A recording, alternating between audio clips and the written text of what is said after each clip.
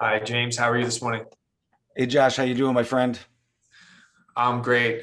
Sure, there's probably other people starting to join. Oh, we just started live streaming at that moment, so we'll wait for a few more people to join, and then we'll get going. Perfect. Sounds good to me. How's your weekend? It was great. Father's Day weekend. Laid around, did nothing. Got lucked out and had some great weather, which was good. But back to the grind again Monday morning.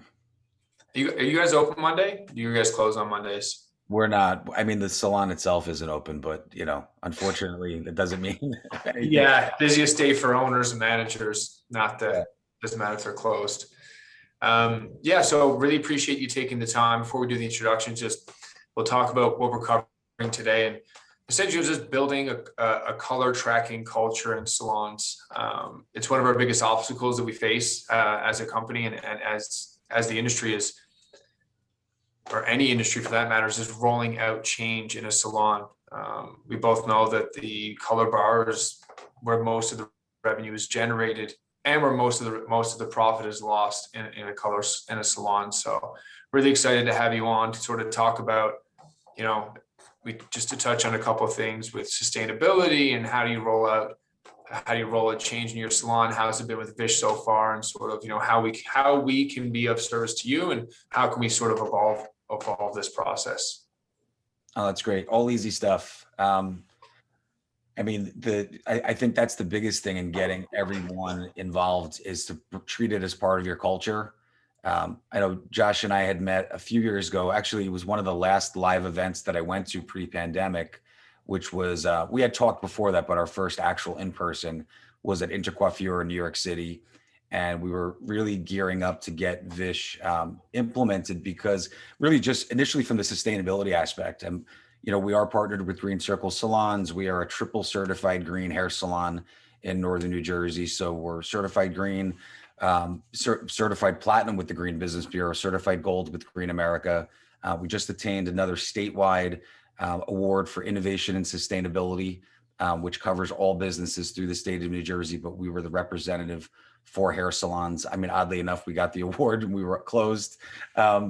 It's always interesting to go check the mail and see what's happening during the pandemic, and you get an award that's like, I don't know if this is a good thing or not. But really, it was really the sustainable aspect that was leading us towards doing it. And from my end, I'm a numbers guy, so I don't do hair in the salon. I do everything but. Once Josh and I started to go through it, and I realized the metrics of it, I mean, that immediately piqued my interest more than anything else. Obviously, fast forward to now, we've been open here. Most of the states now have been open for almost a year at this point. I know our poor friends in California and Canadians got Yeah, sidetracked for a lot longer. we're still not open. So I guess before we jump into it too much, we give a brief introduction. I'm not sure if everybody knows who I am or you are. I'm the CEO and co-founder of Vish. Um, don't come from the industry originally. I grew up around my brother's salon, but I have a medical research background, so I'm a bit of a numbers nerd. James Alba, just give a brief introduction. Just how did you get into the industry, and sort of what? Oh, I'm getting a question coming in here. Sorry, I'm not. I've only done a few of these now. What got you into the industry? And yeah, talk a little bit about your salon. Well, interestingly enough, my wife is the hairstylist. She's been doing hair for over 25 years. So I was always involved in the industry, mostly from the complaint department being always open when she came home from work aspect than actually day to day. And we opened our own salon. We're going on 10 years this year. So, we wanted to specialize in something that was more natural and sustainable. That's sort of how our household is and sort of how we live our lives. So there just really wasn't anything 10 years ago in the salon industry to serve as that type of clientele that wanted to have a greener outlook, or, more organic, or natural, or even animal friendly, cruelty free products. There wasn't so much. And obviously the industry has changed overall over that time. But, running a day-to-day business, when I can always feel for the stylists that have to work behind the chair and work behind the desk and be the accountant and the payroll and the attorney and all those things, because those are all the aspects that I handle. And it's just really tough. I can't imagine how an owner can do it. So having something like Vish that can really get down into those numbers for you from the color management. That's like, I'm a numbers nerd like Josh. That was one of the first things that I said, man, how come not every single salon in the world is using this right now? It was like an absolute no brainer, right? I mean, I'm sure there's some people that are on the call that actually use Vish in their salon now. So you guys know the benefit of inventory management, right? That's its own problem alone. If you could solve my ordering habits and my inventory management, if Vish just did that, like, you saved me, at least an hour or more every single week just in that aspect, which I think is, listen, any hour I can recover, man, I'm taking. But I think that it's just interesting that we talked about how making our salon more sustainable, it's a necessary piece to the puzzle for us, because you Yeah. can't just be Green Circle. Green Circle will handle your recycling. You have to monitor what types of products you use. Obviously, that's another piece. And I feel like Vish is that key third ingredient that we really needed to make that Tie triangle. it all together. So, yeah, I mean, some great points there. I think, I've worked in other industries before, like I mentioned, and we talk about we'll just focus on sustainability for a moment. One thing that I found, sustainability is great. Salons and a lot of other businesses, it's really hard to make a profit. So it's pretty difficult for a salon owner or stylist or any owner or manager of any business to start making some of these green initiatives that we all need to make an effort to do. It's very, very challenging to do so if it's going to cost you money. So that was something that was, front focus for us. Like, okay, let's stop the hair color waste. Let's stop a lot of products going down the drain or being recycled. There's still an environmental cost to recycling things. How do we work with salons to actually do it so they can be green, but they can actually run a better business at the same time? So that's something that's been core to our brand for a long period of time. So a couple of things I want to touch on today is you just kind of touched on this, but what was the number one reason? What was, as a salon owner, why did you get it? What was the most compelling? I know we touched on metrics and sustainability and color tracking and inventory and charging. What was the biggest pull for you to bring it on as a salon owner? You'll probably think this is hilarious because I don't know if anybody has ever told you this before, but as you work day to day in a salon, everybody used to have that little card box with all of their clients' cards, right? So just like anything else in the salon industry, nothing's ever been uniform.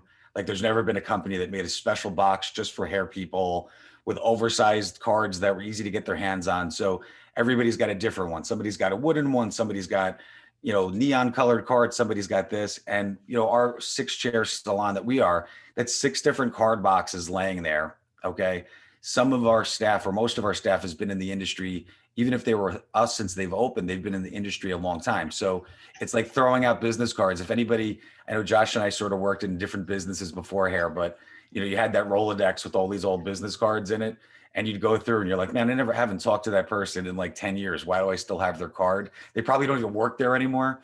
So that's what the card box scenario was like. So just out of the gate, I've been dying to find a way. I'm like, we have a lot of recycled furniture in our salon because we are sustainable. I'm like, can I go and get one of those old library card catalog things or funky that's functional?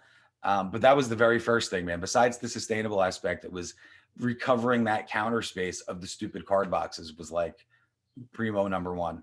That is funny. And, not to mention that I'm sure a lot of those cards, besides the real estate it took up, I'm sure a lot of the formulas weren't exactly accurate. People call in sick, or you replace a stylist, or even a stylist like, oh, where did that formula go from the color I did, 12 months ago, 18 months ago? That was something core to our brand as well, as making sure that stylists could just continue to mix color the same way they normally would. But they don't have that process at the end. I forgot to mention as well, we're not going to have a Q&A after this, but anybody has a question, please put it in the chat window. We will respond individually and to the group after this webinar. So I know it's been pretty reasonable for you. I think there was a delay between when I sent you the equipment and you wanting to get started. And I think you were the biggest barrier in your salon to getting it going. What was it about a salon owner that you were like, I really need to do this. I really want to do this. I'm really going to do this. And I think the delay was it wasn't that long. It was probably a couple of months us shipping you the equipment between, hooking you up to Forest and integrating and getting all that going.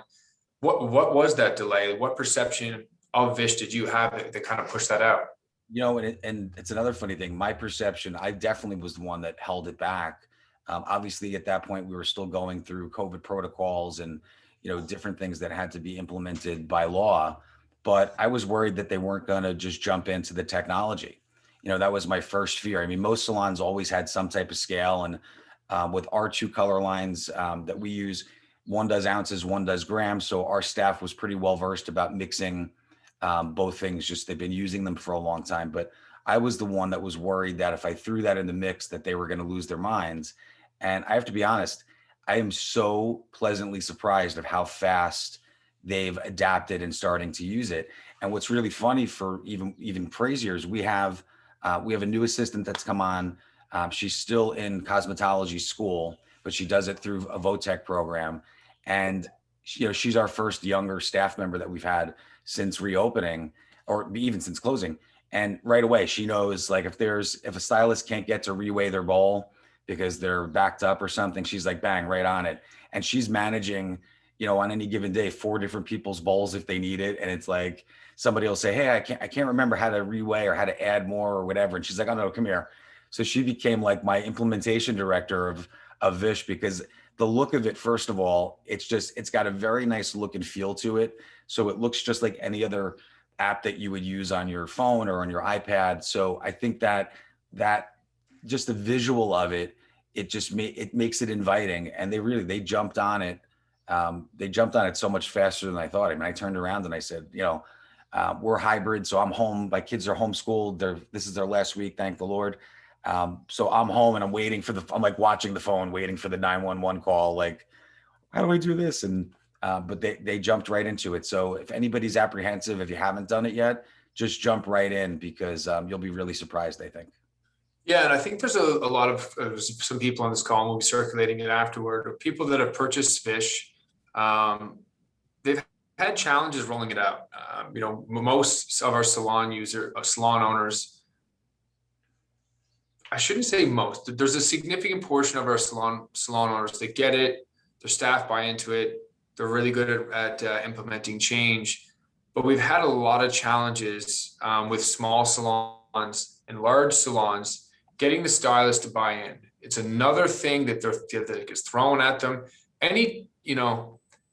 The fact that you rolled it out and it went smoothly, like, what relationship, and agnostic of Vish, what relationship do you have with your stylist? Like, what made them like, hey guys, we need to do this, and they did it right away? Like, how have you built that relationship with your team?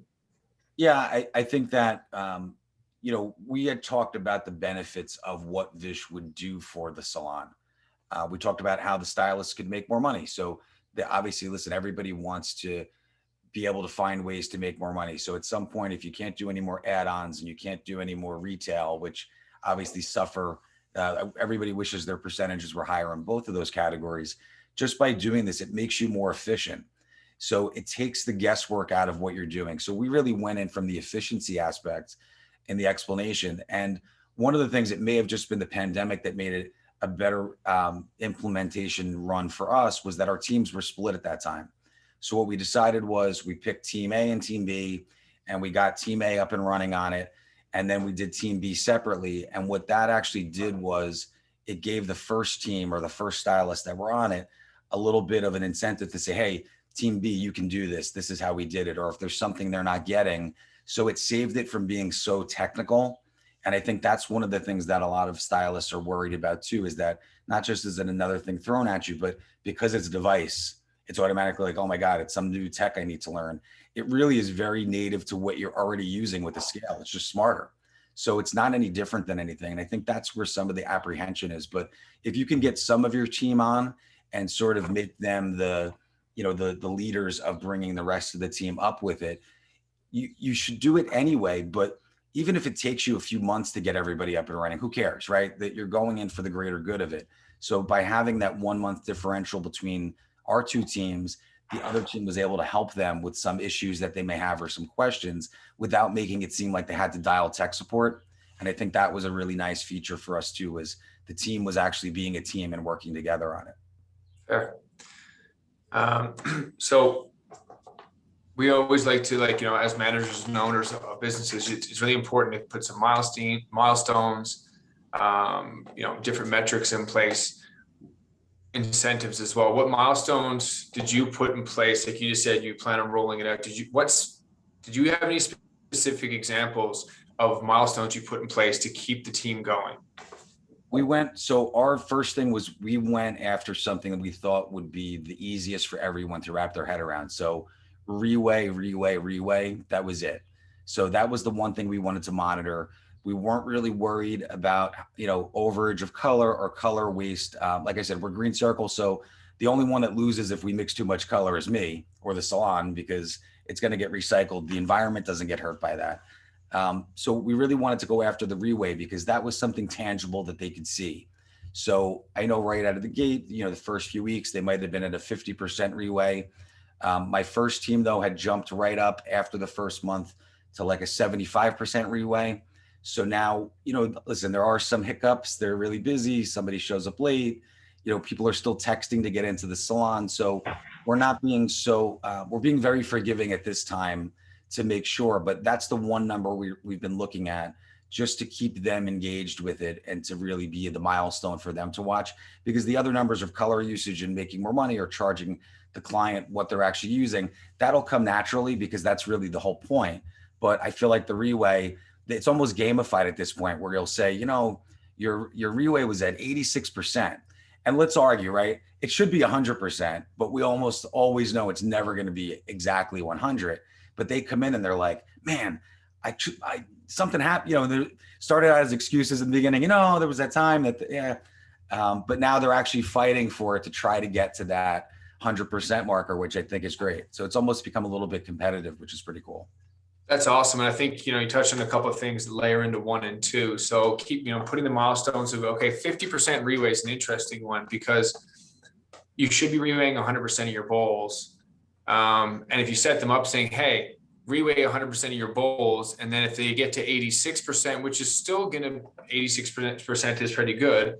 We always strive to get over 90, but if you set it up for like, hey, you need to do 100, they get at 86, they're going to be disappointed and they're going to start to fear the process. So I don't have time for this because I forgot to miss the bowl, therefore I failed. Whereas you go, let's get to 50%, then all of a sudden it's like, oh, well, I can get to, look, I got to 86%. Then you can celebrate that versus looking at from a negative. So I think that's a key piece that anybody on this call should share with their staff or stars. It's like, it's great to strive for perfection, but it's also great to send benchmarks up so your staff have the opportunity to make mistakes. They have opportunity to learn. I know from like our perspective as a company, there's KPIs as we grow the organization. There's KPIs when we go to roll out, and there may be where I want to be in 6 months or 12 months for the data that I'm tracking. But it's important to let's just get the data tracked as the first point, and then once we actually have the data, then we can start planning and start setting more aggressive metrics as time goes on. Once they've overcome the learning curve and fear. This is the really interesting piece for me is incentivizing your team. We're talking about $5,000 to $10,000 of additional profit per chair per year if you really, work with Vish and you're taking our recommendations and working on how we can roll it out in your salon more effectively. It may take you just some time to get there. But we found that just putting cash in the stylist pocket is not a massive enforcer into company culture. What are some incentives that you have rolled out, or what are some incentives that you would like to roll out for your team as Vish starts to generate, some key milestones in profit? Yeah, that's a really great one too. So incentive wise, and you're right that, direct cash relation doesn't always mean too much. One of the things in monitoring with Vish is that once you get into that part where you're charging, so you're using less products, so you're saving money, but you're also charging what your worth is, right? If it's extra color, then it's extra color. If it's, more hair or more density, it's only right. Those clients know. My joke at the front desk always is almost every hair salon has end up on their menu, right? Haircuts are this end up.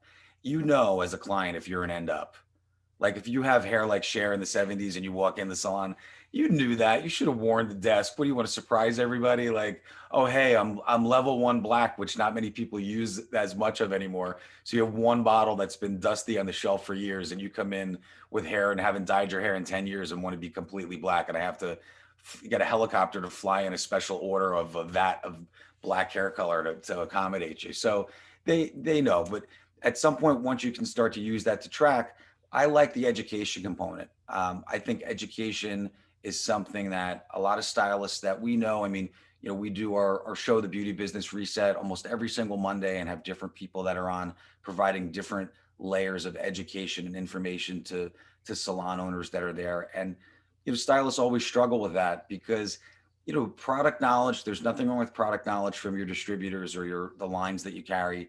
We're a Davines salon. Davines does a great job with that. But the reality of it is that's not as interesting. It's so much more interesting if you can say, hey, if we can get to this rate and we can do this, we're going to fly Maurice Tidy in, who was Vidal's original assistant from the 60s, who created the graduated bob. And we're going to give you a hardcore 3-day education class here just by meeting that. Now that benefits everybody. It benefits the stylist because they can make sure that their skills are top notch, which warrants charging more money, right? So, salon spends less money on waste. Clients are paying what they're supposed to be paying. Stylists get education and become, the ninjas that they are and get to charge more money. I mean, there's so many things that you can do with that, and it can keep adding up so that it can become annualized type of things, where if you're saving that kind of money, I mean, like Josh, like you just said, if at a minimum, even if it was $2,500 a chair, right? So say a quarter of what you set up to the 10, amplified by the amount of chairs you have, that's a decent, I mean, you want all of the money, right? But that's a really decent amount of money to work with to fly some celebrity stylist in and do a real hardcore hands-on cutting or coloring class. And I think that's something that your staff would definitely appreciate. Yeah, I think that's a great point. Education and great, and it's a good coupling with Vish because we can actually show you some of the areas where you could use some improvement if you're over mixing at a particular service or if you're not charging enough for a particular service. So one great way to increase your prices for an individual stylist or across the board is if everybody has increased their skill. So if you do a balayage class and people start focusing on that, selling that, so that can really increase the amount of revenue in a salon. Typically we reduce inventory purchases by about 30%, and we were increasing color service revenue about 5 to 15%. So some amazing incentives we've seen in our network are people taking this capital and investing it in healthcare, investing in the 401k. So it's really important for stylists and salon owners to kind of get on board with like, okay, here's more money for the salon. It's not going to get handed over directly to the salon stylist as in the form of commission, because it's really recovering costs that were unaccounted for. It's over mixing of color. It's undercharging of certain services. So with this additional revenue, those are two buckets that really interest me. I mean, the education is a huge bucket, but then the healthcare and the 401k, it really, or Canada RSPs, but that's where you start building a ton of loyalty to the ownership and to the salon. If you're taking more of the additional profit and then reinvesting into, the lives of your staff. We don't have a ton of time. I think we have 7 minutes. This went by pretty quickly. When we talk about continual progression of Vish, so we're not done yet. We've got lots more functions and features coming out and more product offerings coming. We have new independent stylist app coming for stylists in your salon and independents out.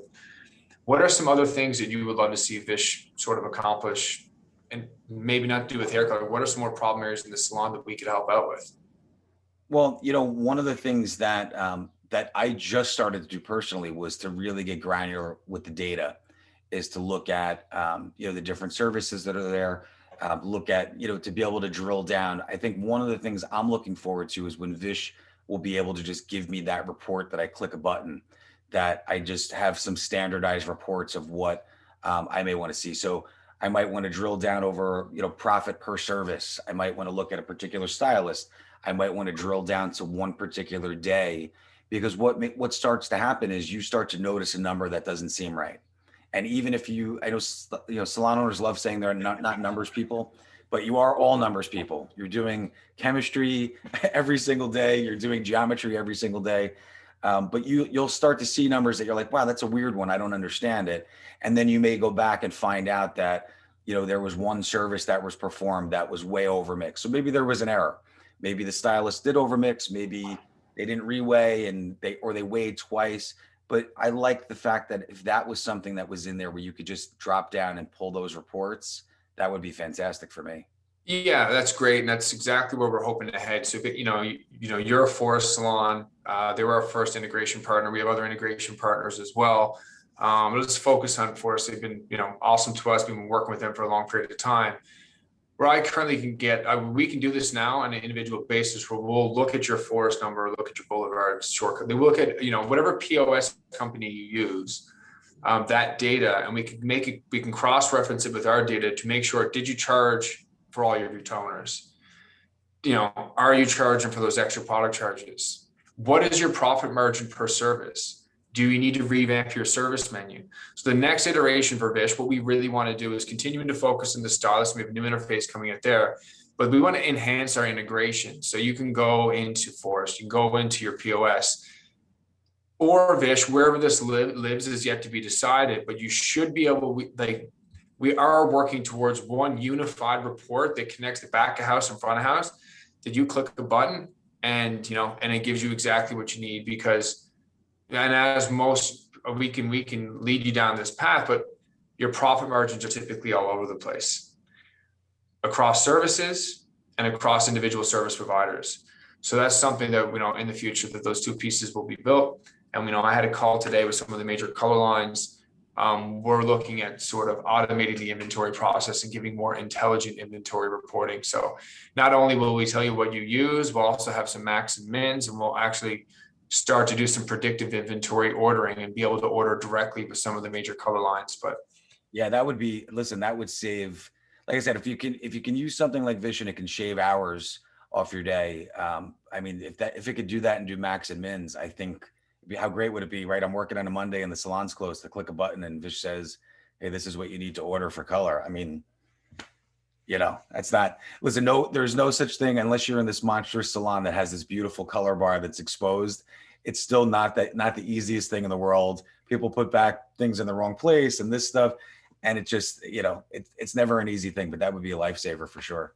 Yeah, so we're certainly working on all that. And, we'd love to hear feature requests from the network. So anybody that's joining this call or anybody that, watches this recording, keep in mind that, we've already have our platform out. We're about to release a new platform, and all of these advancements and all of these enhancements, they come from the network of salon owners and stylists. So if there's anything that Vish doesn't do or any big problem that we can help solve, we'd love to hear the feedback. So I know you have a graduation to make it to. So I don't know if you have any final comments before we let you go here, James. No, I would just say, listen, the team at Vish has been great to us, and I know Josh and I are really friendly, but even to my team, and if they had questions and things like that, they have great trainers there.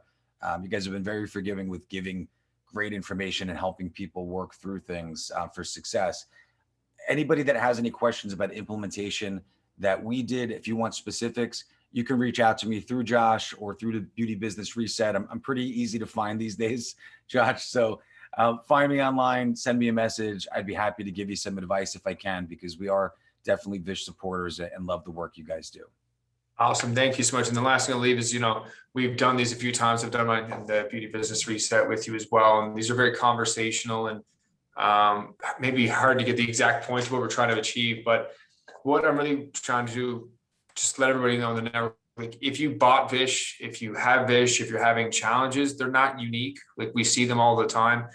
We're trying to have these webinars more and more frequently to give you some little tidbits of information to make it easier to make changes in your salon. But if you're having any challenges, I'm always available. My brother, who's Chief Innovation Officer, is always available. And then James just made himself available. So there's a lot of profit there that we can help clean up. It does come with its challenges. You're not going to put an extra $100,000 of profit on your bottom line without putting the work in, but we are here to help. James, thanks again for your time, and any questions, concerns, our contact information is below, and we will circulate this webinar with everybody afterwards. Awesome. I appreciate it, Josh. Thanks so much, man. Good to see you. You too. Have a good day. Take care.